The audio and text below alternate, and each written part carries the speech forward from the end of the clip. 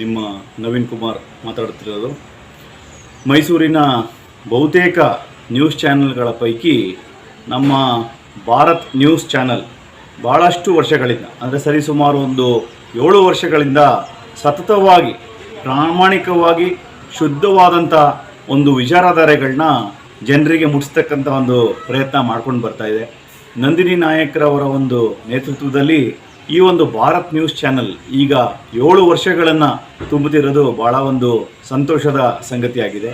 ಈ ಒಂದು ಶುಭ ಸಂದರ್ಭದಲ್ಲಿ ಅವರಿಗೆ ತಾಯಿ ಚಾಮುಂಡೇಶ್ವರಿ ಆಶೀರ್ವಾದದಿಂದ ಮತ್ತಷ್ಟು ಚಾನಲ್ ಬೆಳವಣಿಗೆ ಆಗಲಿ, ಜನಕ್ಕೆ ಇದೇ ರೀತಿಯಾದಂಥ ಸತ್ಯವಾದಂಥ ಒಳ್ಳೆಯ ಒಂದು ಸುದ್ದಿಗಳನ್ನು ತಲುಪಿಸ್ತಕ್ಕಂಥ ಒಂದು ಪ್ರಾಮಾಣಿಕ ಪ್ರಯತ್ನ ಮಾಡ್ತಿರೋ ನ್ಯೂಸ್ ಚಾನಲ್ ಆಗಿರೋದ್ರಿಂದ ಎಲ್ಲ ರೀತಿಯಲ್ಲೂ ಈ ಚಾನಲ್ಗೆ ನಾನು ಶುಭ ಕೋರ್ತಾ ಇದ್ದೀನಿ.